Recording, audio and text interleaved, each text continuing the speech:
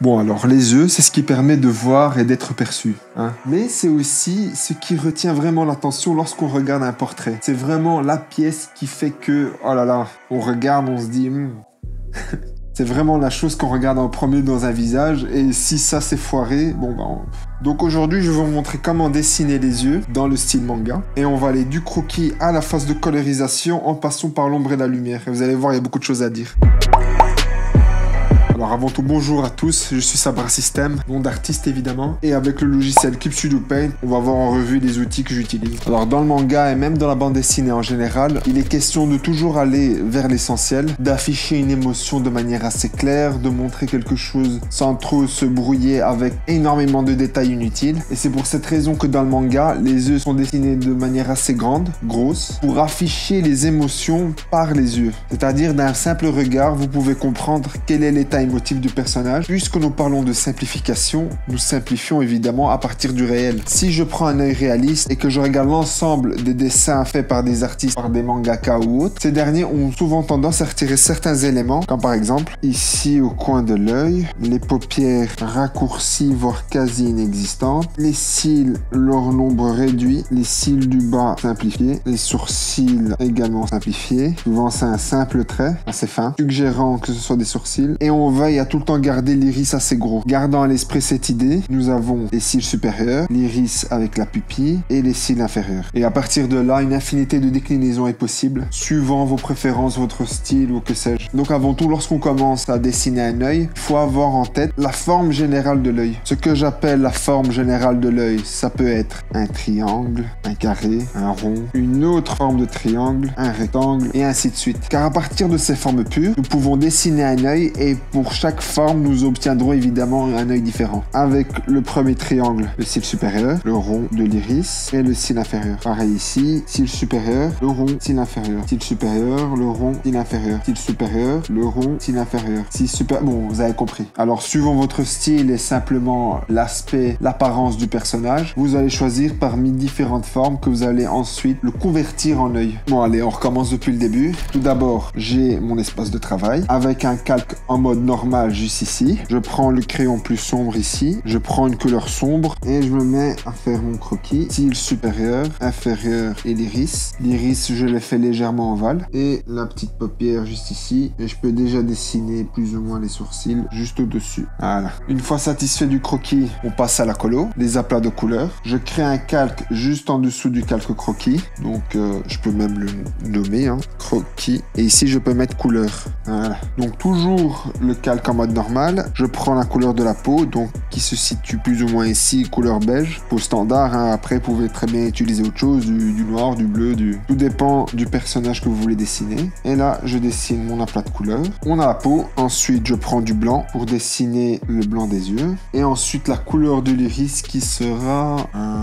Bon, allez, bleu. Pour aller plus vite, si vous avez une forme fermée, vous prenez l'outil remplir et vous appuyez ici. Grâce au contour fermé, tout ce qui se trouve à l'intérieur sera en bleu. Par exemple, là, je voudrais un autre bleu. Hop, voilà. Donc, remplir ou alors touche G du clavier pour aller plus rapidement. Donc, moi, personnellement, j'aime bien légèrement flouter le contour de l'œil. Donc, pour ce faire, je vais dans dégradé forme qui se trouve juste ici. Donc, maintenant, l'ombre et la lumière. Moi, je commence personnellement par l'ombre. Je crée un nouveau calque. Je le passe en mode produit. Donc, produit, ça sert à assombrir un dessin. À partir d'un calque, j'applique une couleur. Donc, va se superposer sur le calque inférieur et va assombrir celui-ci. Je prends l'outil lasso, touche L du clavier. Je l'applique tout autour de l'iris et ça me permet de ne pas dépasser. Je reprends le brush doux qui se trouve dans aérographe. J'agrandis la taille et là, sans crainte, je peux dessiner sans me soucier de dépasser ou non de l'iris. J'en profite pour déjà créer un second calque. Je le passe en mode incrustation. Donc incrustation, c'est l'inverse. À partir du calque incrustation, j'éclaircis tout ce qui se trouve sur le dessin. Donc là, je prends une couleur un peu plus claire. Et là, j'éclaircis toute cette zone-là. Et voilà. Je ne sais pas si vous avez remarqué, mais ce que je viens de faire, cette manière d'assombrir et d'éclaircir le dessin, c'est-à-dire assombrir en haut, éclaircir en bas, se trouve dans quasi 90% des cas lorsque vous verrez un œil. Et souvent, on ne se demande pas pourquoi. En réalité, la raison est simple. Et pour comprendre ça, je vais dessiner l'œil de profil.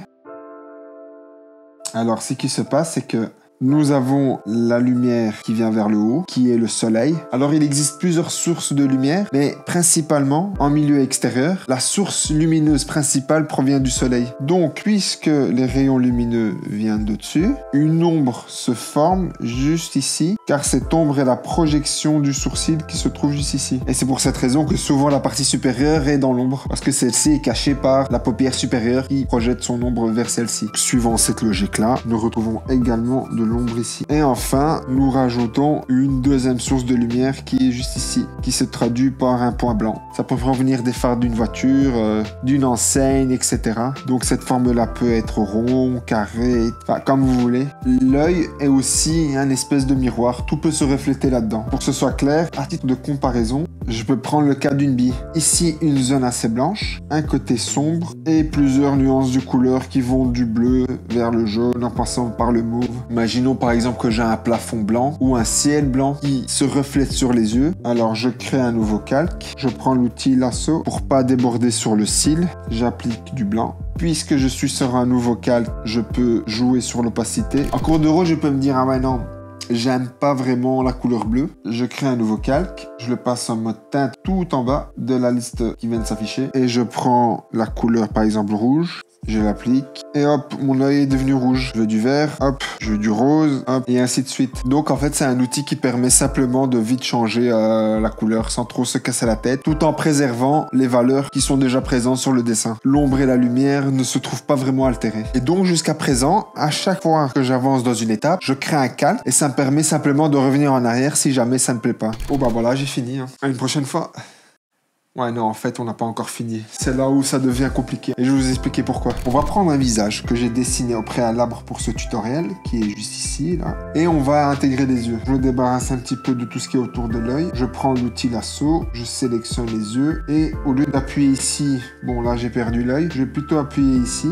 Et là, on a juste les yeux. Donc, ça supprime tout ce qui est autour de la sélection. Je fais CTRL-C, CTRL-V pour avoir le deuxième œil. Je sélectionne, clic droit, faire tourner sur l'axe horizontal. Et là, on a un deuxième œil. Je le mets juste à côté et je vais le placer juste sur le visage. Bon, là, ça fait un peu peur. Je gomme le contour. Puisque nous avons le visage, et ben maintenant, il y a aussi autre chose à prendre en compte. La taille des yeux, leur inclinaison, la distance l'un par rapport à l'autre. Donc, vous voyez, dessiner simplement un œil, quand on dessine un œil ou des yeux sans un repère, c'est-à-dire le visage, là, comme ça a l'air génial. On a un œil, les sourcils, tout marche bien. Mais lorsqu'on veut le placer sur un visage, tout de suite, là, on se rend compte que, bon, les sourcils, ils ont l'air fort rapprochés, que le personnage louche légèrement.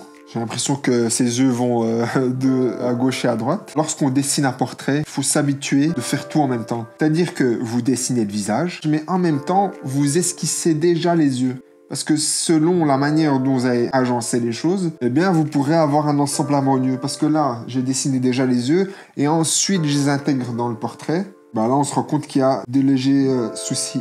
Retenez une chose, plus vous mettez des éléments dans votre dessin, plus vous saurez comment vous diriger. C'est-à-dire que si vous avez encore une fois qu'un seul œil devant vous, c'est tout de suite beaucoup plus compliqué de se situer. Alors que là, vu que j'ai tout, quoi, j'ai les cheveux, les yeux, les sourcils, le nez, la bouche, c'est beaucoup plus simple parce que j'ai beaucoup plus de repères. Bon, je crois que je vais m'arrêter là. À ce niveau du tutoriel, vous savez définir une forme, faire les aplats de couleurs, ombre et lumière. Eh ben, on va pas s'arrêter là, on va passer à la pratique. Alors, nous avons un portrait ici dont je n'ai toujours pas dessiné les yeux. Et là, on va suivre les 5 étapes que j'ai fait précédemment et on va les appliquer de manière concrète. Étape 1. La forme des yeux. Donc on part sur cette forme d'œil, des yeux en amande assez grands et dont le regard se dirige à gauche, dans votre droite, enfin bref, dans une direction à droite, à sa gauche. Donc il faut bien veiller à ce que déjà les tailles de l'iris est pareil de chaque côté. Si jamais vous avez un doute, vous faites simplement ça, vous le reportez sur l'autre œil. Étape 2, la couleur. Alors j'ai deux solutions. Soit je vais en mode normal, je prends une couleur, on va dire du brun, et je l'ajoute ici. Ici, c'est qu'il faut faire vraiment attention à ne pas dépasser du contour de l'œil, tout en faisant attention à l'iris.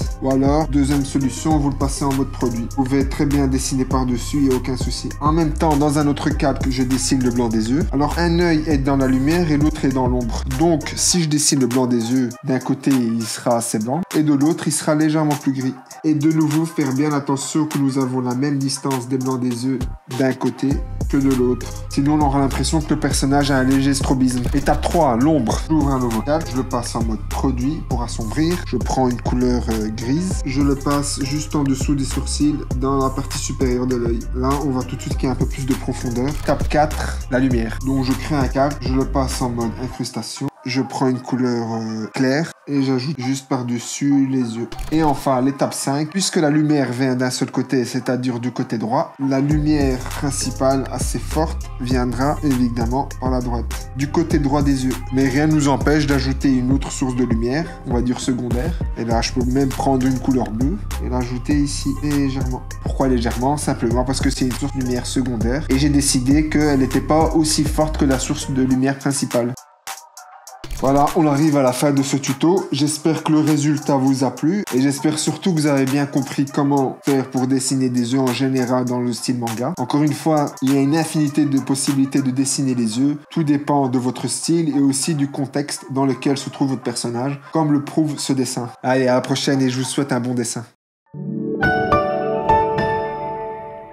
Clip Studio Paint.